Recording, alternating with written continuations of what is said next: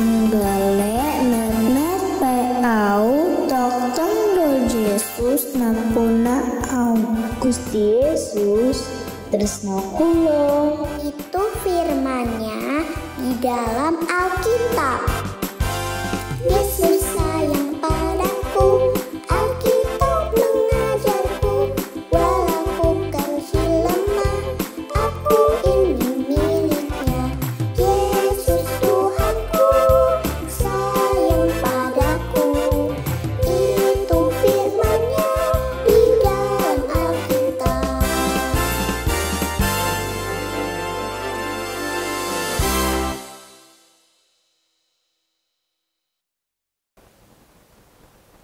Shalom adik-adik, kita bertemu kembali di GKI.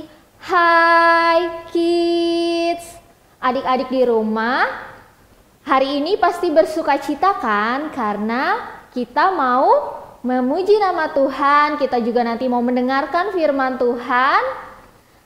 Oleh karena itu kita harus bersuka cita. Nah sekarang Kakak Sarah mau coba sapa adik-adik lagi ya. Selamat pagi adik-adik. Wah, oke.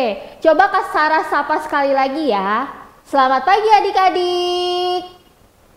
Terima kasih adik-adik yang menjawab. Oke, sekarang kita mau mengucapkan selamat paginya sama Tuhan lewat lagu yang akan kita nyanyikan ini.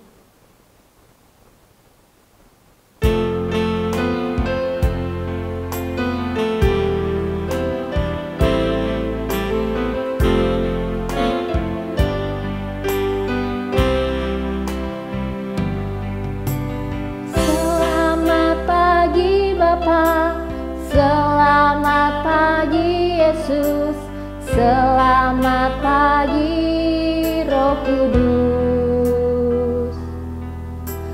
Terima kasih atas anugerah-Mu, semalam telah berlalu.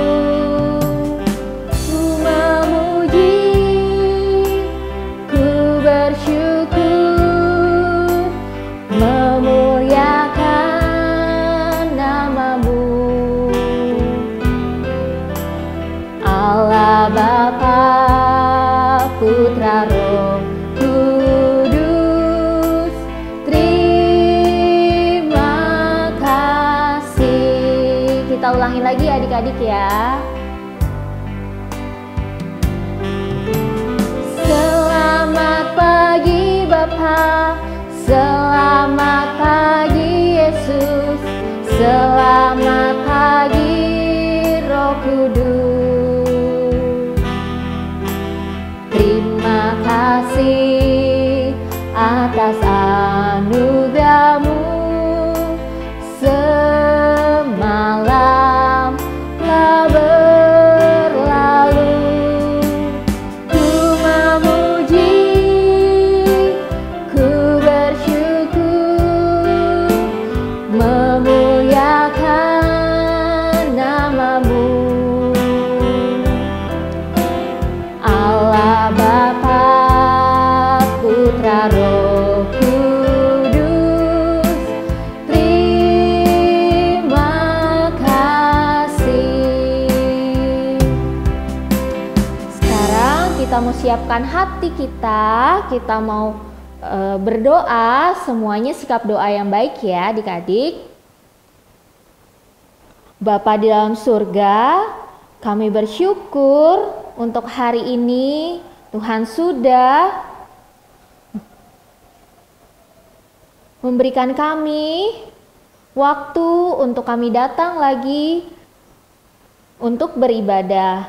Bapa, kiranya Engkau berkati sekolah minggu kami, berkati juga setiap kami ketika kami memuji nama Tuhan dan juga mendengarkan firman Tuhan. Di dalam nama Tuhan Yesus, kami sudah berdoa dan mengucap syukur. Amin. Adik-adik di rumah apa kabarnya nih hari ini? Ada yang mungkin lagi senang, Ada juga yang lagi sedih, atau mungkin ada juga yang lagi sakit ya. It's okay adik-adik, dalam keadaan apapun, walaupun adik-adik lagi sedih, lagi senang, atau mungkin juga ada yang lagi sakit, tapi kita tetap harus bersukacita ya ketika kita memuji nama Tuhan. Dan juga kita harus selalu ingat kalau dalam keadaan apapun, Tuhan selalu menyertai kita. Kita mau mendaki-daki, semuanya bangkit berdiri, kita mau semangat memuji nama Tuhan ya.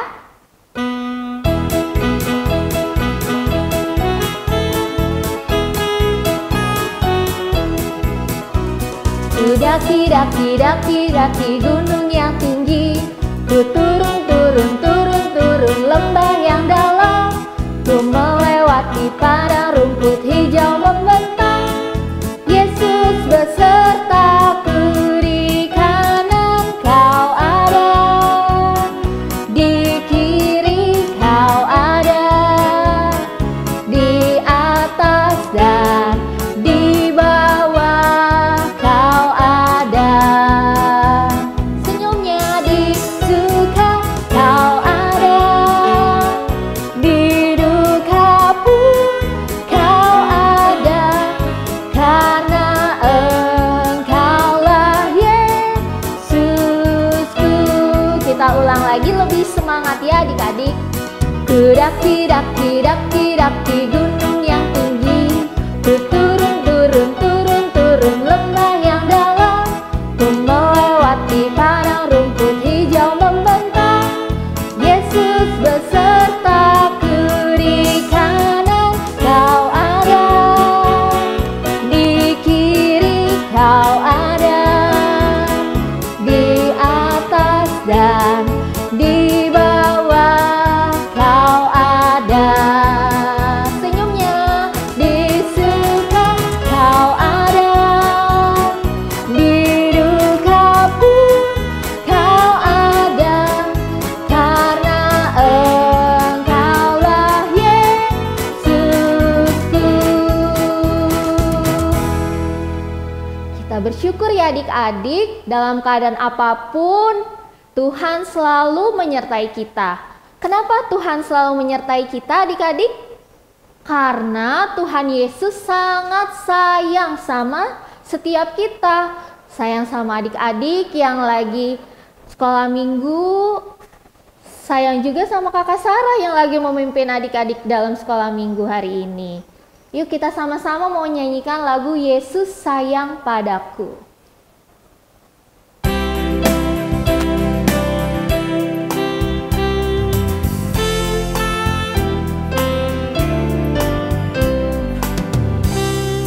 Sayang padaku, Alkitab mengajarku, walau ku kecil lemah, aku ini miliknya.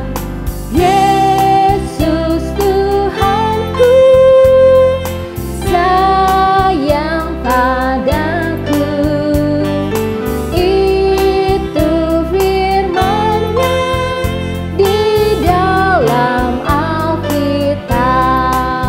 Ulang lagi ya.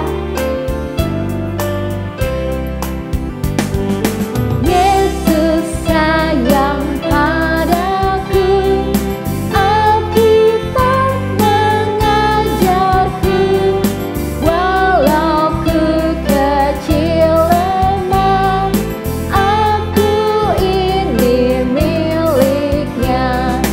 Yesus Tuhanku, sayang padaku. Itu firman-Nya di dalam Alkitab. Adik-adik, Tuhan Yesus itu sayang sama semua tanpa terkecuali adik-adik. Nah, kenapa Tuhan Yesus itu bisa sayang sama semua tanpa pilih-pilih adik-adik? Karena Tuhan itu adalah Tuhan yang kuat, Tuhan yang hebat, dan Tuhan juga yang besar. Tuhan mampu melakukan apapun, Dia akan terus menyertai setiap kita. Kita mau nyanyikan lagu Kuat, Hebat, dan Besar ya, sambil bangkit berdiri.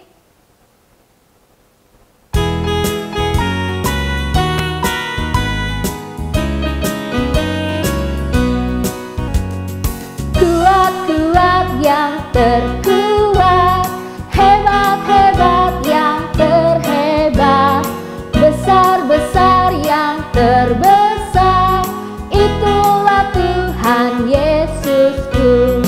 Yesus yang terkuat, Yesus yang terhebat, Yesus yang terbesar-besar, tiada tandingannya. Kita ulang lagi lebih semangat ya.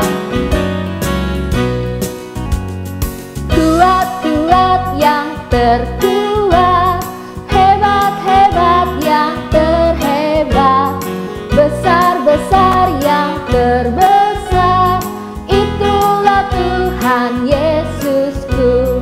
Yesus yang terkuat, Yesus yang terhebat, Yesus yang terbesar-besar, tiada tandingannya. Adik-adik, tadi kita sudah bersama-sama memuji nama Tuhan. Sekarang kita mau memberikan yang terbaik sama Tuhan. Kita mau memberikan persembahan ya. Kita mau menyanyikan lagu Aku Bawa dan Berikan.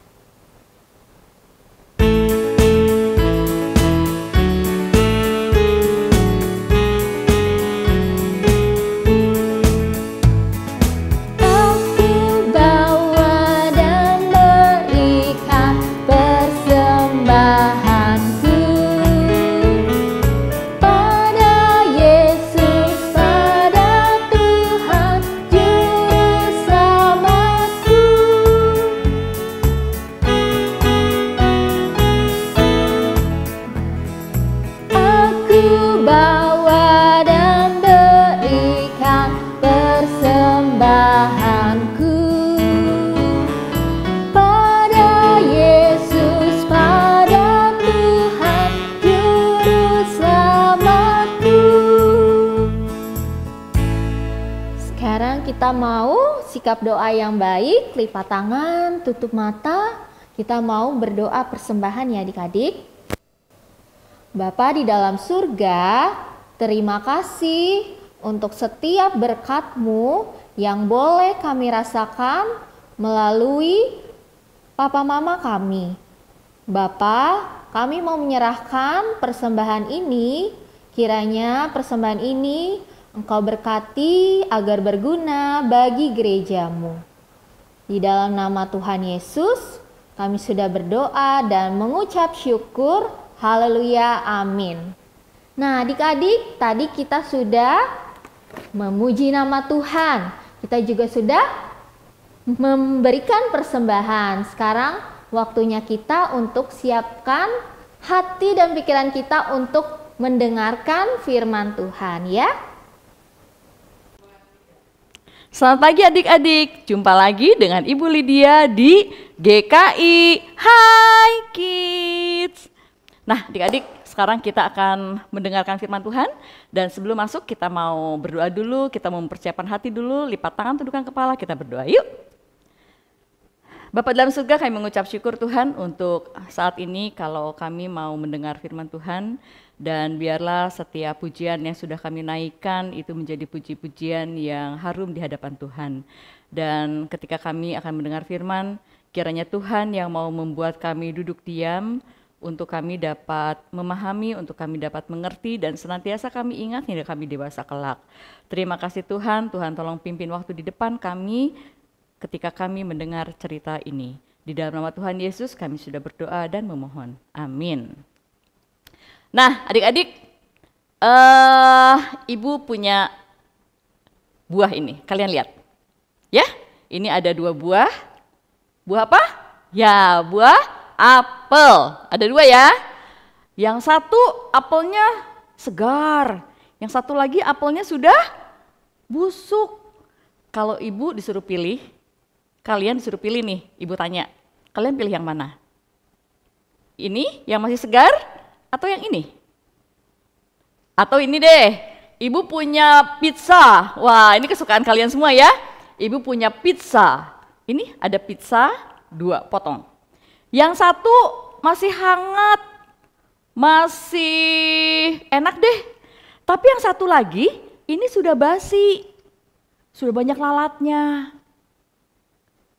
Kalau ibu suruh pilih, kalian pilih yang mana? Ibu yakin sekali kalian pasti akan pilih apel yang segar dan pizza yang masih hangat. Kenapa nggak kalian pilih yang busuk? Waduh, kalau pilih yang busuk dan basi, itu nggak baik sekali untuk tubuh. Kalian bisa menjadi sakit. Betul ya? Nah, adik-adik, pizza yang basi dan apel yang busuk ini itu seperti diri kita yang sering kali nakal, yang sering kali berbuat dosa, yang sering kali melakukan hal-hal yang menyakiti hati Tuhan. Anak yang malas belajar dan suka menyontek, anak yang suka membuat onar di sekolah, anak yang tidak mau dengar-dengaran sama orang tua, itu seperti apel yang busuk dan pizza yang basi. Kalau sudah begitu, ada nggak yang mau berteman dengan orang seperti ini? Gak mau ya? Kita aja nggak mau kok pilih apel yang busuk, kita aja nggak mau pilih pilih pizza yang basi, ya kan? Kalau kita berteman dengan anak yang seperti ini nih, anak yang nakal, anak yang sering berbuat onar, jangan-jangan nanti kita juga dijahatin sama dia. Betul ya? Biasanya ketika kita sering melakukan kesalahan dan dosa, orang akan menjauh dan melupakan kita. Orang akan menganggap kita tidak berguna. Kita ini seperti apel yang busuk dan seperti pizza yang basi tadi. Siapa yang mau mengambilnya? Gak ada. Orang akan membuang dan melupakannya. Tapi pertanyaannya, bagaimana dengan Tuhan? Apakah Tuhan juga akan melupakan kita? Apakah Tuhan juga akan membuang kita? Adik-adik, dalam kitab Yesaya 49 ayat 15 mengatakan, dapatkah seorang perempuan melupakan bayinya sehingga ia tidak menyayangi anak kandungnya? Sekalipun dia melupakannya, aku tidak akan melupakan engkau. Allah berkata bahwa tidak ada seorang mama yang melupakan bayinya dan tidak menyayangi anak kandungnya sendiri. Akan tetapi, bila seandainya ada seorang ibu yang melupakan bayinya, Allah tetap berkata, aku di situ adalah Allah, aku Allah tidak akan melupakan engkau. Adik-adik, Yesaya 49 ayat 15b berkata, aku Allah tidak akan melupakan engkau. Yuk adik-adik, yuk kita baca secara bersamaan yuk. Yesaya 49 ayat 15b. Aku tidak akan melupakan engkau. Adik-adik, orang bisa menjauh dan melupakan kita karena perbuatan buruk kita. Bahkan ada orang tua yang meninggalkan dan melupakan anak-anaknya. Tetapi yang kalian harus selalu ingat, Tuhan Allah kita, Ia berjanji, Allah tidak akan pernah melupakan kita, apalagi membuang kita. Sekalipun kita sering melakukan kesalahan baginya, alangkah besarnya kasih sayang Tuhan kepada kita ya adik-adik. Nah adik-adik, Simpson ini dia berulang kali melakukan kesalahan. Dia berulang kali nakal di hadapan Tuhan. Kenapa? Dia melupakan panggilannya sebagai seorang nasir, seorang pembawa berita dari Allah. Simpson ini dia lebih suka bersenang-senang daripada melayani orang-orang Israel sebagai hakim. Kalian ingat ya, dulu ada hakim juga di Israel, yaitu seorang perempuan, Nabiah Deborah dan juga Gideon. Nah, Simson ini tidak sama dengan Nabiah Deborah dan Gideon. Kalau Nabiah Deborah dan Gideon itu mereka dengan serius melayani orang-orang Israel, tapi tidak dengan Simson. Hanya meskipun Simson ini nakal, Simson ini selalu melupakan panggilan sebagai seorang nasir, Allah itu tetap sabar dan terus-menerus menyertai Simson. Minggu yang lalu kalian sudah dengar ya cerita kisah tentang perbuatan Simson yang tidak serius melayani Tuhan. Berakhir dengan tragis sekali. Ia dikalahkan oleh rayuan Delila dan berakhir dalam penjara. Apa rayuan Delila? Disuruh memotong rambutnya Simson. Rambut Simson yang gak pernah kena cukur rambut dari bayi itu akhirnya dipotong. Dan sejak itu maka kekuatan Simson menjadi hilang. Simson yang dulu gagah perkasa itu sekarang menghilang. Simson yang dulu super kuatnya itu juga menghilang kekuatannya. Simson yang dulu kekar, Simson yang tampan, Simson yang kuat dan ditakuti orang Filistin, sekarang sudah dilupakan orang. Kasihan ya adik-adik ya. Sekarang ia hidup sendirian di dalam penjara dan dilupakan orang serta dihina oleh orang lain. Di dalam penjara, pekerjaan Simson hanya mendorong penggilingan saja. Apakah Tuhan melupakan Simson? Seperti yang ditulis dalam Yesaya 49 ayat 15b mengatakan, Aku Allah tidak akan melupakan engkau. Tuhan tidak pernah melupakan Simson adik-adik, meskipun perbuatan dan perilaku Simson sering mengecewakan hati Tuhan. Di dalam penjara, Simson justru bertobat. Ia sadar betul akan kesalahannya selama ini. Ia tahu bahwa ia terlalu banyak bermain dan bersantai. Ia mengabaikan pekerjaannya sebagai nasir Allah. Simson ingin kembali menjadi nasir Allah yang serius. Maka di dalam kesendiriannya, Simson berdoa kepada Allah. Ia memohon agar Tuhan memakai dia untuk menolong orang Israel dari penindasan orang-orang Filistin. Dan kali ini, Simson sangat serius ingin menjadi nasir Allah. Maka Simson berseru kepada Allah di dalam doanya, Ya Tuhan Allah, ingatlah kiranya aku dan buatlah aku kuat kembali. Sekali ini saja Tuhan. Nah adik-adik, menurut kalian, apakah Tuhan mengabulkan doa dari seorang yang sudah berulang kali berbuat salah seperti Simson?